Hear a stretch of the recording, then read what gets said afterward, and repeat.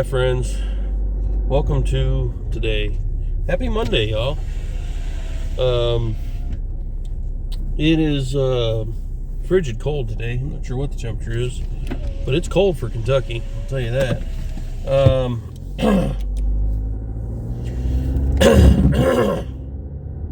Sounds like the battery's getting weak on the little car, so that's great, or what we call the baby shoe, the Chevy Trax. So that's great. Perfect. Yep. Tags are expired on my truck. Perfect. Yep. Great. This don't start. I have no car.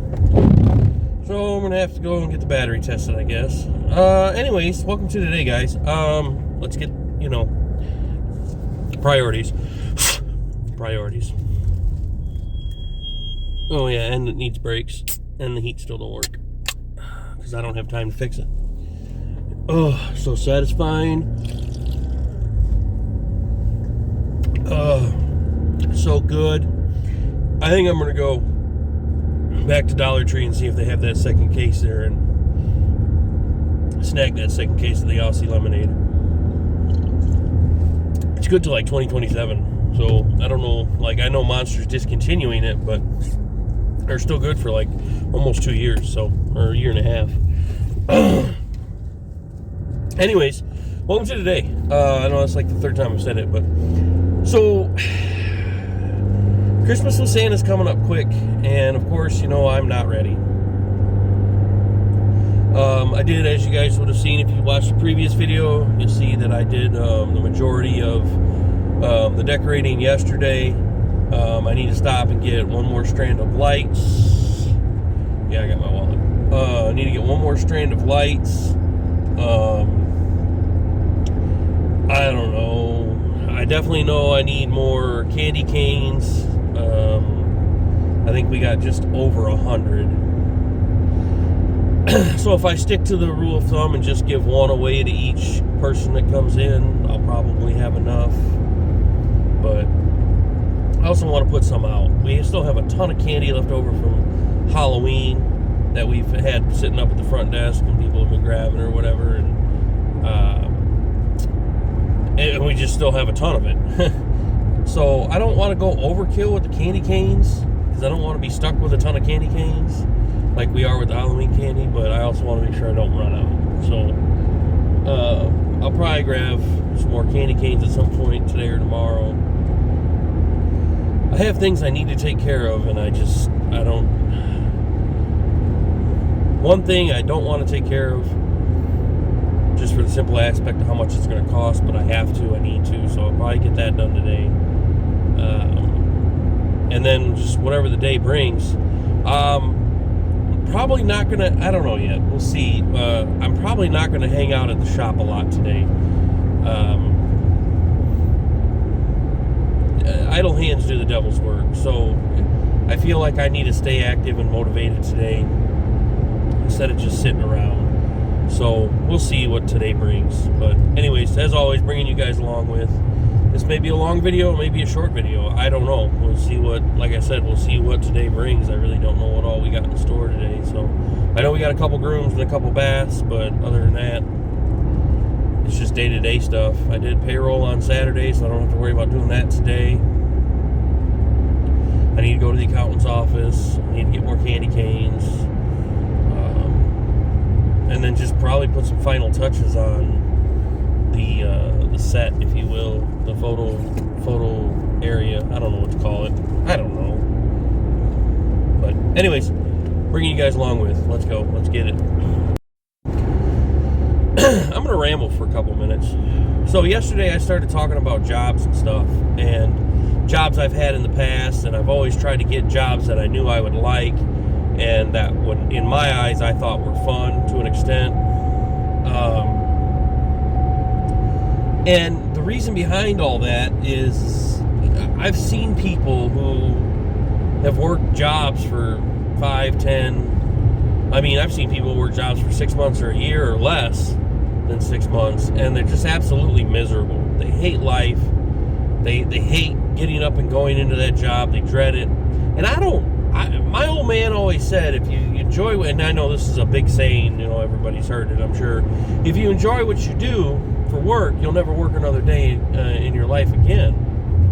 And I really feel that to be true. You know, like, if you get up every morning and go into a job you enjoy going into, you enjoy what you're doing, I feel like that holds true, right? Like, you have motivation to want to go. And my motivation, because the way I grew up, I didn't grow up with money. I had to hustle. I had to do things I'm not proud of now as an adult when I was younger, to get by. And, you know, my motivation has always been money. So I've stuck it out at a few jobs that I absolutely hated. I did. I've gotten really lucky with some jobs to where I've enjoyed the job, I've enjoyed my bosses, and I've enjoyed my coworkers. And then there's some jobs I've had where I really enjoy the job, but I can't stand the people I work with. Constantly bickering, gossiping, looking for something to talk crap about somebody else, talking about people's personal lives. And it's just not me. I don't care. I don't care what people have going on in their personal life as long as it's not going to affect my job. The other thing that's kind of been hard for me is I had an okay job working for a friend of mine, and just dealing with the employee issues that he dealt with, it just drove me nuts because there's nothing I could do about it. And we live in a day and age, you know, where employers are so afraid of losing their employees because people don't want to work anymore. I don't know what you want to call my generation, elder millennials, Gen X. I don't know what they are. I've never really looked at it, but we're a dying breed, and the newer generations just don't want to work. They just want to show up with their hand out and say, pay me, but they don't want to put the work in to get paid. And I hate that for business owners dealing with employees like that. They're not wanting to show up, costing the company accounts because they're not showing up for whatever it may be. I'm not going to go into too much detail. If he watches this video, he's obviously going to know I'm talking about him and his business. And I hated that for him because I knew what needed to be done, but I couldn't do it. And I don't think he could do it either because he didn't have the employees. And I've always kind of had specialty type jobs to where, and some people will argue this, and that's fine. They can argue it if they want. I've never really had a job where I can just call in sick to because they're specialty jobs. They're not just jobs where you can just show up and go through the motions, where you can train somebody quickly to just get by for the day. I've always had jobs that take special skills, special training, and that's, I think, you know, sucks for me because I can't ever call in sick, and if I do, it really just goofs things up. I'll be right back. I gotta go get some Christmas lights. So back to what I was saying, and I'm not knocking any of these jobs, but you know, it's like I always tell people, you know, like I don't work at Walmart, I don't work at Taco Bell. I mean, if you can be taught that stuff pretty quick. When you're going out in a $200,000 de-ice truck and you're de-icing an aircraft with 100 people on board and you're driving around a $20-30 million aircraft, you kind of got to know what you're doing. When you work in law enforcement, you kind of got to know what you're doing. You can't just throw somebody in there off the street and expect them to understand and deal with people or push aircraft back from a gate. You know, now mind you, there are certain aspects of certain jobs that are easily teachable. We always threw the new guys at the airport, we always threw them on baggage. So when we get new guys at the airport and we had stuff going on and we had, you know, supervisor, I was a supervisor, part-time supervisor, full-time employee, part-time supervisor.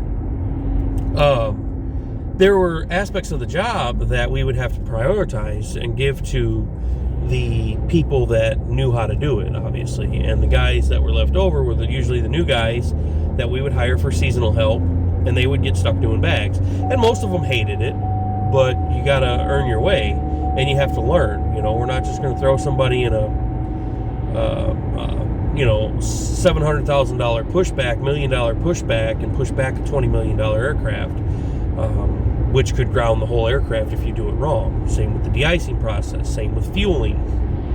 It's not a simple process. It takes experience. Anyways, law enforcement, that speaks for itself. It takes a special person. Whether you're working behind the walls in a jail, whether you're working the street, whether you're an investigator or detective, it takes a special person. It takes training. It takes the right mindset. You deal with all walks of life. You can literally go from one scene where somebody just walked in on their kid unaliving themselves, or a wife walking in to find her husband gone from a heart attack or something, to a traffic accident, to a 911 call for an infant that's not breathing, to a retail theft call, you know. And you have to know how to, I hate to say compartmentalize that stuff, if I said that right, because that's the worst thing you can do, but you have to shut it off and turn it back on and know how to adjust to those things physically and mentally. And I think mentally is probably the hardest part that I've experienced, dealing with what I've dealt with in my law enforcement career, is simply that, dealing with certain things that just normal people on a regular day don't see. And I can't, obviously you guys can fill in the blanks and paint the picture. I don't want to, because YouTube will, you know, discredit me on the video or whatever you call it. But you see things that normal people don't see in reality every day. You know, you see the white sheet in the roadway when you drive by or on the news, but you know, when you actually see the stabbing victim or the gunshot victim, it changes you. It does. But anyways, I'm rambling. You guys get the point. Get a job that you know you're going to enjoy doing and you enjoy going into. And I think that's the biggest takeaway from my ramblings today, is that this is probably boring for some of you guys to listen to me talk, but that's just where I'm at with things. But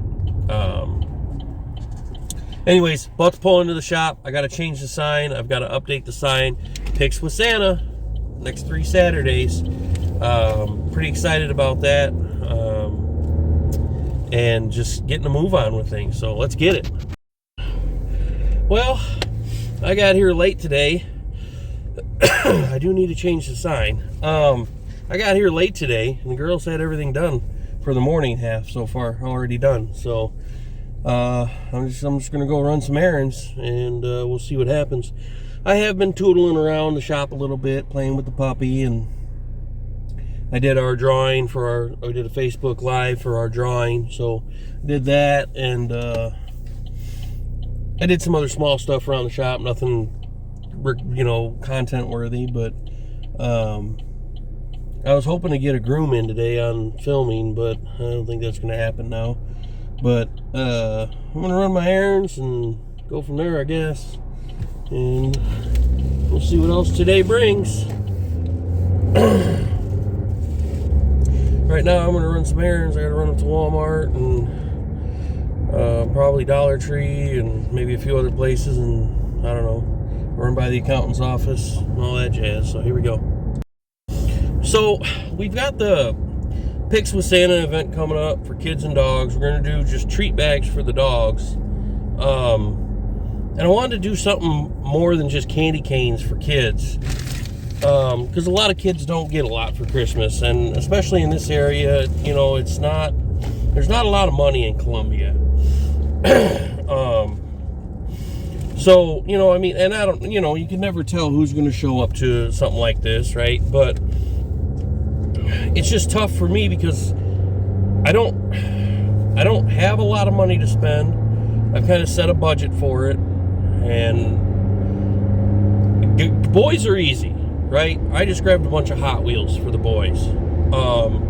But girls are a little harder because the cheapest doll's like $5. So to buy 25 dolls, I mean, that's a lot of money. And trying to stay on a budget, it's tough, right? So, I don't know. I bought a bunch of different candy. I bought some Pez dispensers I thought were kind of cool. So I don't know. We'll see. Who knows? We may not even have that many kids show up. So I don't know. But I bought a bunch of Hot Wheels. I bought some candy. Bought some Pez dispensers. We've got candy canes, so we'll let the kids pick out whatever. And just go from there, I guess. I don't know. The gears start turning, and then you start thinking about stuff, and it's like, well, we could always do some kind of donation thing. But, to me, a business asking for donations for giveaway items for an event they want to do is tacky. Now, there might be some people in the community that would want to maybe team up and help promote it and sponsor it. But I don't really know anybody like that. So, I meet a lot of people, yes. With what I do for work and with our clients at the shop, but I'm just not the guy to ask for help. It's just not my style. So, I don't know. There's other ways of doing it too. I suppose I could just... It's still asking for help, and I'm not that guy to ask for help. So, I don't know. Could always put the Cash App or the Venmo and things and see if anybody donates to help out with it. But, I don't know. We're not making $1 million at the shop, and my full-time job doesn't pay that great either. So... And we still have living expenses, obviously, bills. So, but I want to do something. I want to give back to our clients in the community. And it's not just our clients that can come to this event. We're having it 3 times.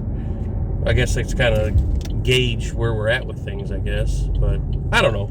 I'll figure it out. I always do. I'm very resourceful, very resilient, if you will. So, I don't know. Like I say, I'll figure it out. I always do. Anyways, back at the shop, we're going to eat lunch and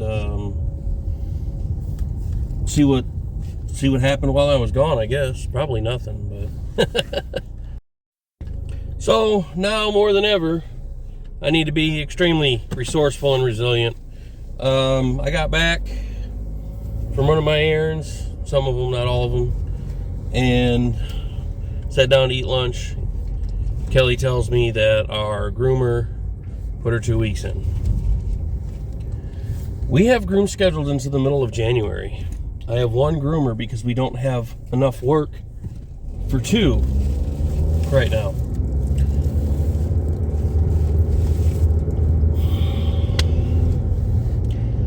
I'm at a loss for words.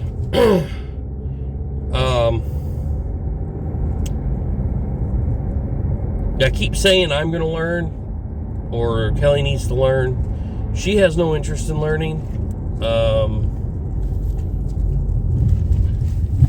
which I guess that just means that I have to learn, but I can't be there full time. I have a full-time job. We need that guaranteed income. She's there all the time. It makes more sense that she learns how to do it, but she won't. So, what do we do? I don't know. I had 2 girls that wanted to work for us. I called one, she answered. She's got a job already. I called the other twice now. No answer, left 2 voicemails, no call back. One could work full-time, the one that already got a job, and one could work part-time because she's going to school. I would take a part-time groomer right now, just to be able to fill in the gaps. I don't know. Here we go again. 1, 2, 3, 4 groomers in 3 months. I am crystal clear with people in the interview that we are reopening, we are restarting. Things are going to be a little slow till we get off our feet. 3 to 6 months is where we're looking for a full schedule.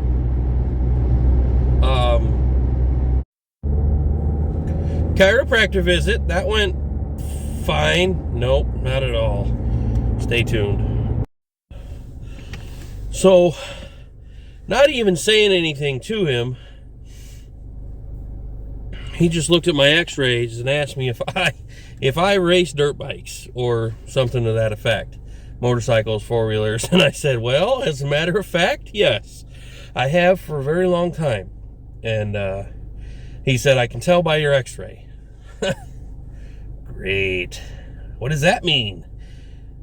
So I should have had him write it down or took pictures or whatever. Of course, he wrote it down on the chart, but I don't remember. But the two lower back ones that give me a lot of pain, indicative of riding motocross, and then my neck is bad too. Apparently there's supposed to be like a natural C curve to your neck. Mine's straight as a board, and not the board you find at Lowe's or Home Depot, but like good straight as a board. And one of them actually they're all supposed to be rounded, I guess. All the little vertebrae are supposed to be rounded on the corners.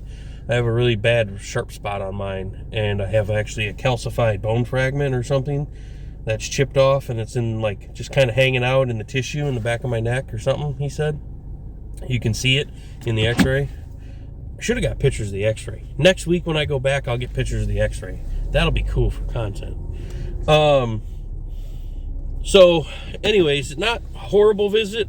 He's not saying I got to stop racing or anything like that. But he did say that if it gets worse, I'll need surgery if it ain't fixed. So that's not okay. I hate going under for surgery. So, Lord willing, he'll be able to get me sort of situated. He does decompression and adjustments. He adjusted me today, so that was kind of a nice feeling.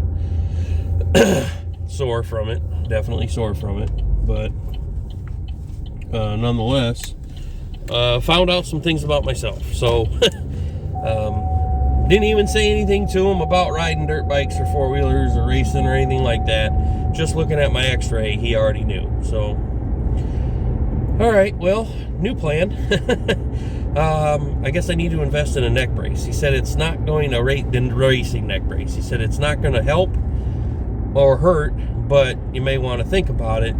He said it can't hurt, but it's probably not going to really help too much. It'll definitely help if I take a hard spill, which I've taken multiple hard spills over the years, which caused what I have going on. And he said just the constant, what the hell? All right. People don't know how to ride in the roundabout, clearly. The constant head bobbing of dirt bike riding. What are you doing? No turn signal. The constant head bobbing of dirt bikes and that whole thing, and just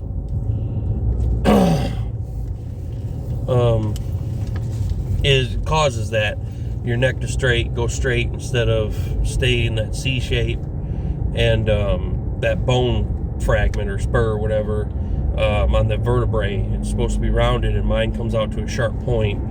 And when I put my head down like this, it causes a really gnarly tingling sensation, and he said that's due to that bone vertebrae putting pressure on the nerve in the spine and the neck.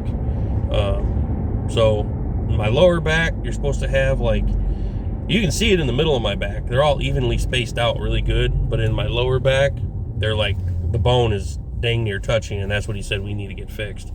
Running out of time on my phone for recording, so I'm going to wrap this up. Appreciate you guys. Like, comment, share, subscribe. Well, that was an experience. I'll get to that in a second. So the blanket I wanted, here it is. I got it at Walmart. I didn't have those when I went the other day. They had a bunch of them today. Back to what I just stated. Chiropractor appointment, went and got adjusted on, and they took x-rays and found out some stuff about me, and we'll get into that in a minute. But anyways, appreciate you guys as always. You know the deal. Like, comment, share, subscribe, and yeah, we'll see what happens. We'll see where things go from here forward. I don't know. Appreciate you guys as always.